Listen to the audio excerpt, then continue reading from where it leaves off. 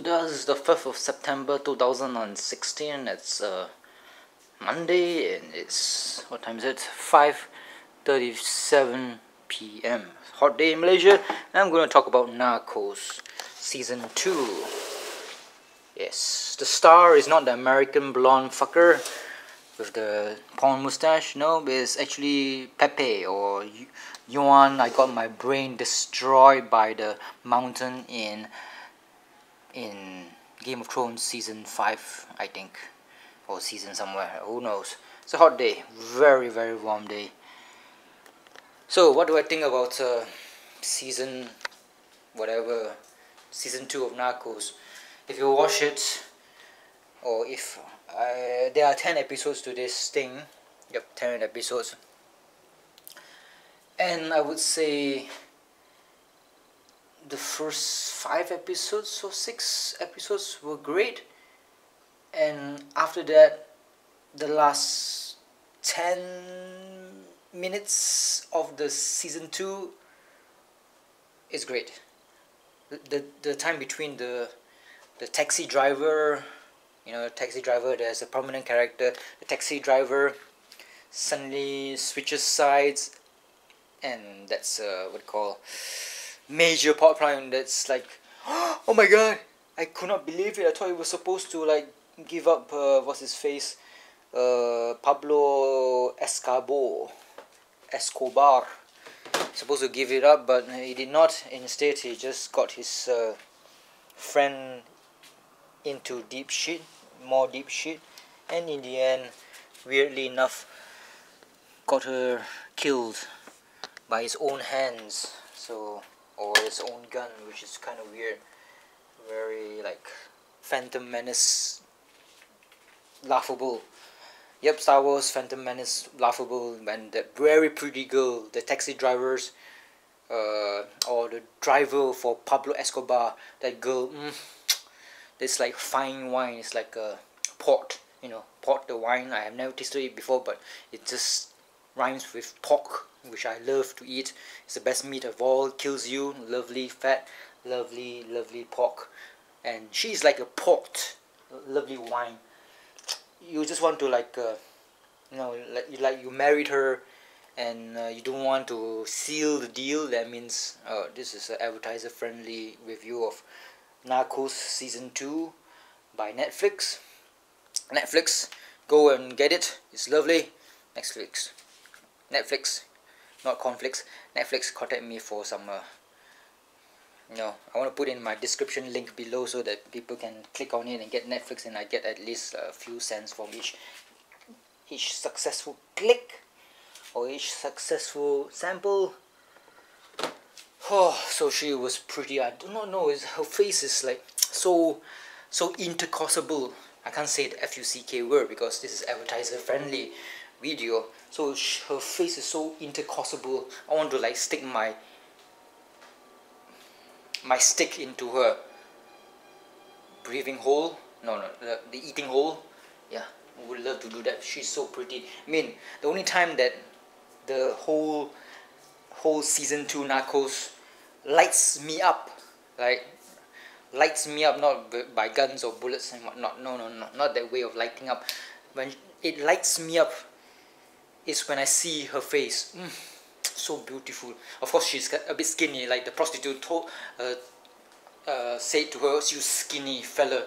Yes, she's skinny, but damn, all the models in the world, from supermodels, they are skinny, and you still want to intercourse them, like Miranda Kerr and whatever Kerr, or that we call that Suicide Squad chick who became a very breakdancey voodoo lady, Cara Delevingne.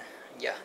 So she is the only girl that I would love to stick my sticky thing and pee apparatus in my groiny area into. I want to spit out my progeny, my future progeny, into her pee hole. Definitely, she's so pretty. There's only one pretty girl. That's all. The Pablo Escobar's wife, a bit too heavy, a bit too chunky, fat. Yeah, fat. Is this going to be like not advertiser friendly if I say a girl looks fat. Not sure actually, but she's chunky. Some people love chunky things. Some people love to hold the chunky parts of the lady, you know, the side love handles, you know. But I prefer the love handles not to be around their belly waist, but around their chesty area, the front part, the rack portion. So the reasons why I love Narcos season 1 is because of the myriad characters. So many characters, is always like pumping you with new characters, and you are very excited of all these new introductions, because all of them, they have a very good backstory, or a kind of like a quirk. They have a quirk, and every time they introduce somebody new, either in the middle of the episode or in the front of the episode, you get pumped up because it was inventive and it's very insightful and colorful. It was great. But in season 2, most of the characters are kind of like established, like Blackie. You don't need to introduce him again because he was introduced in the first season, so there will be less new characters to be introduced. There are many recurring characters, like what's his face from Miami, I'm not sure what's his face, a metrosexual guy. So it could not be as good as season 1. Season 1 to me was 10 out of 10. Season 2 of Narcos is 5 out of 10 for me, because it lacks the punch. The punch of the first season was characters. Many of them were introduced, and it was pretty good, very good, exciting, and interesting. It keeps your interest up when you're watching the episodes. Although there were a lot of characters in the first season, because you can get very confused, and who as to who, and who does this and that. On the good guys, we have the Gringo, the American, which is like a, how do you say, like a white braid. That means there's nothing colorful to him. It's just his arc is finished. His wife is leaving and stuff like that. It's just boring stuff. There wasn't anything. He wasn't doing anything. Okay, there was nothing. It's like a white braid. It's a clean slate. You have to put peanut butter or chocolate. You can add character to him, but he was just a blank slate all throughout the show. It's just boring. The interesting part is of course Mr. Game of Thrones, who got his head crushed by the mountain. He was interesting, of course, but not as interesting as the season 1. I'm not sure why it became like so. Maybe it's because it was like a breath of fresh air, you know. Breath of fresh air. The first season is astounding and great. It's an American-made product. Netflix is American, right? I hope so. Where are my sunglasses? It's an American-made product, and for Americans to love it, and they have to read at the same time. I know it's a lot of word processing for the American brain. They can't read and enjoy something at the same time, because reading is like it's not part of their genetic makeup. A lot of Americans, they do complain, oh, reading, oh, foreign films, ew, I don't want to read while doing all this, because I'm a Simpson character. I'm stupid. I can't read. I just want to pick out and turn off my brain after working in the 9 to 5 endless drone jobs. Reading sucks. I don't care. I want it all to be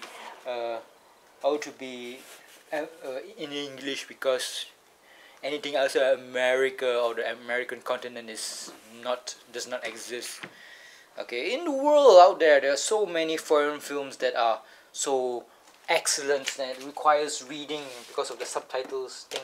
Look at the Japanese movies, like the Akira Kurosawa movies, like the Seven Samurais, the Yojimbos, the Sanjuros, so many things. And there's also Korean shows, Chinese shows too. So many shows that when dubbed into English sounds ridiculous. It's like anime, you know. If you dubbed it, it looks kind of like fucking weird. Because, see, in anime, when you dub, female young characters, the female young characters, when dubbed into English, is done by a middle-aged old woman, like 40 years old, 40-year-old American woman who has smoked 20 sticks or 2 packs or 1 pack a day of cigarettes, and she's trying to up her octave or become like a shrilly girl, trying to like get back her youth. That's how they sound like. They sound like ridiculous. I'm trying to sound like a teenage girl, but I'm already 40 years old. Yes, I'm a female shameless person doing a voiceover. Why don't you just get some teenagers, 15-year-old teenager in America who speaks English, and just get her into the studio? Oh yes, child labor. They can't work legally when they're young. Would it be nice when you're a teenager and you became a voice actor because your voice is like a teenager? It's like a dilemma in America, in Hollywood. It's ridiculous. The 25-year-old adult trying to play a 16-year-old person. Why don't you get a 15-year-old actor or 15-year-old person and who acts his age, okay? Who has the youth in him or her, okay? Him, I don't care about the guys. It's the girls that I want, 15-year-olds, 16-year-olds to portray that age group, the teenage age group. Lots of complaints, but there's no sunglasses around. Fuck. God damn it, I think it's inside this. So, can't find any sunglasses here.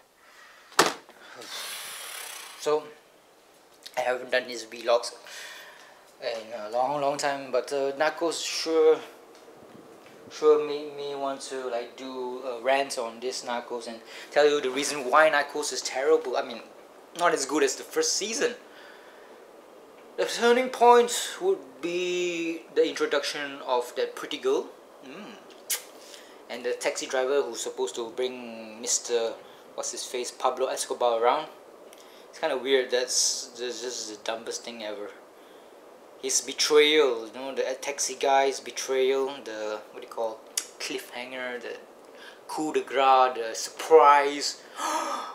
What the fuck? We did not see that coming. Could be surprising. It could be very surprising because all the indication says that he wants to get out of it. We were shown that he wants to get out of it. It's like, and in the end, it wasn't to be as expected. It's like a bloody slap. It's sometimes when it's surprising, it can be awe-inspiring. Ooh, it makes it it's like putting some alcohol into your coffee. It makes it surprisingly good. Or it could be just putting a bit of bitter medicine into your coffee to make it even worse. What happened here when the taxi driver or the person who's supposed to like go around taking Pablo everywhere did his traitorous thing? It was the bitter version. It's like a slap. If this was the medieval era in Britain or in Europe, it's like a knight or an aristocrat coming towards you from the green, lovely, lush lawn in its frilly blue, turquoise, exotic colored, gayish attire, coming up to you, takes off his gloves and slaps you with it, and issues a challenge. That's how it feels like. It's like a slap from the TV producers. Yep, it's a fucking slap from the taxi driver. When you take a taxi, you do not expect the taxi driver to only like overcharge you, but it's even worse if they were to take off their gloves and slap you with it. It's even worse. That's how it feels.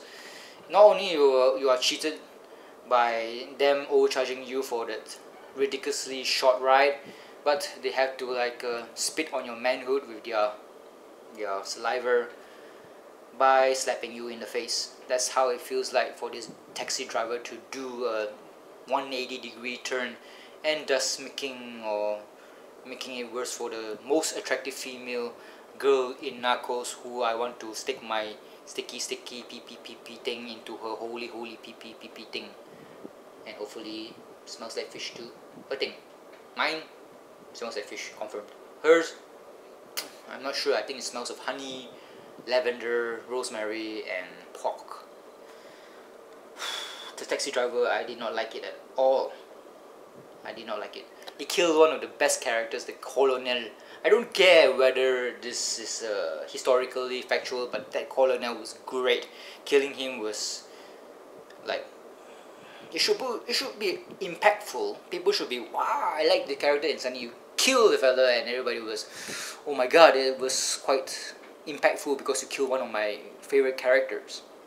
No, no, not especially. It's not impactful, especially coming from a taxi driver. Okay, the people, taxi drivers are like bus drivers. They are insignificant. They are there. They drive people around.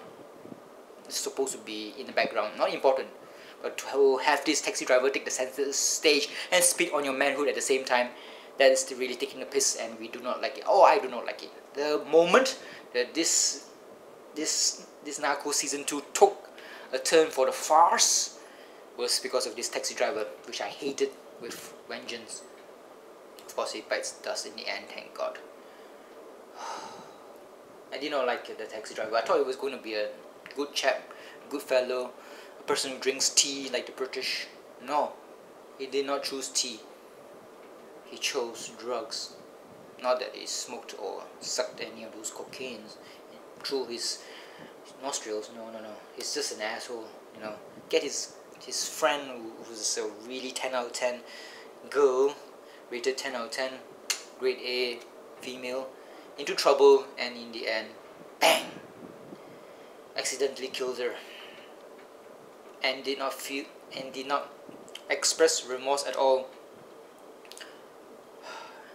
For what? For a stack of money, which in the end Pablo did not like. I mean, the money is supposed to be to make Pablo's life a bit better, but Pablo gave it to his father. Or what?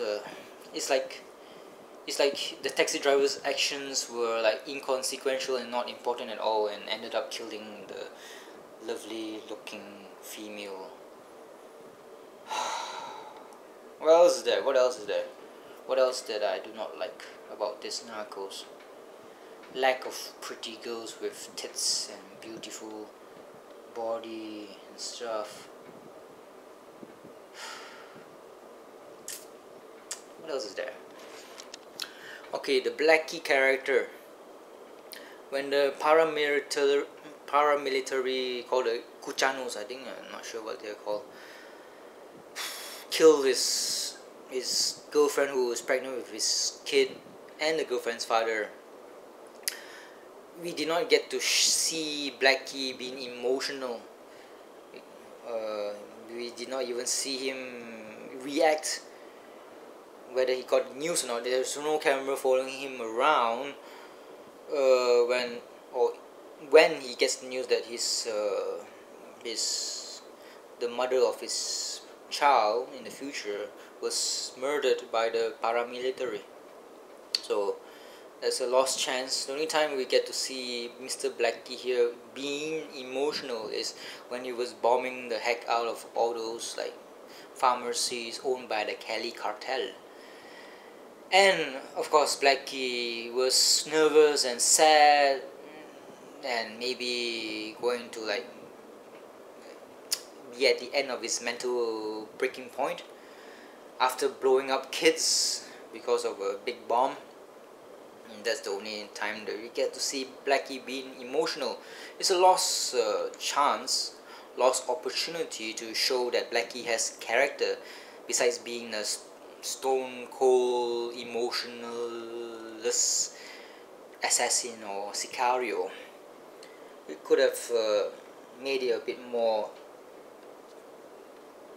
given him more character, if we get to show, or if the Narcos showed him reacting to the death of his loved ones. So missed opportunity there.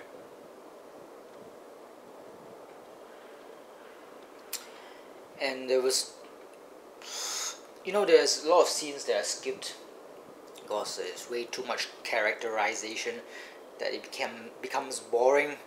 We already know that wife and blah blah blah talks a lot, to like the. I mean, there are a lot of scenes involving the wife, and those were snooze fest. I was wanting to sleep already. And another moment that I hate most, and I wish the mother of Pablo Escobar dead. I wanted her to be dead because she fucked up everything. She went to church, and religion, man, they can fuck things up real nicely. They can, like, everybody has a, if you believe in God, I mean, if you believe in God, if you believe in an upgraded God, a 2.0 God, then just believe in Him being able to hear you wirelessly using a Wi-Fi or router or satellite. Surely he will listen, he will hear you if you pray to him. Okay, it's not like back in the 1980s where you have to have a landline, a time when there's like no like wireless communication. We are in a radio, satellite, modern society, internet, wireless internet, all that stuff. We have that, and we have to safely assume that God has upgraded Himself too. So you don't need to go to a church. The church is like it's an analogy, something like a router, something like a landline. It's not needed anymore. You don't need to go to the church to send a message to God. You don't need that. You just need to do it at home. So Pablo Escobar, you should not have fucked things up by going to the church. Stupido. Oh, fuck. Hated her for that. And why is she looking so young, this granny? She should be very frail and dying and stuff like that. Ugh, terrible. So Escobar, spoiler alert, dies in the end. Being crazy, having a distortion feel over him. Something like Steve Jobs, you know, just like distortion feel. He thinks he's the king of the world, and he thinks he's a genius. He can like scream his way out of all these problems, but he could not. He could not. His distortion field is like, it's not strong enough to repel a bullet, so he's dead. And the next season is going to be, hopefully there will be a next season, because I wish that, I frankly believe that next season should be better than the second season, because the second season is just a letdown. Next season will be the Cali Cartel's turn to die, and hopefully after that, season 4 will be the death of the CIA, or Central Intelligence Agency of America. Just legalize your drugs, okay? Just do it. Just legalize it. Just fuck it, man. I can't believe that an American dollars, you know, can fuck up so much of other people's lives because of something that's white and powdery that gives you a high. This is what happens when you have a country with a lot of buying power, lots of money, aka the US, having an insatiable appetite for a drug called cocaine, and you have a country that's corrupt and full of guns and all the bad things, and they are able to produce drugs. Just legalize the damn thing in America. Of course, they're doing it with cannabis nowadays, so just do it with cocaine. If people want to like fuck up their lives and spend a lot of money on white stuff, then go ahead, ruin your lives. Don't like destroy other people's lives, people who you will never see at all, ever, because they're living in a continent away, even though specifically or geographically the North America and South America is the same continent.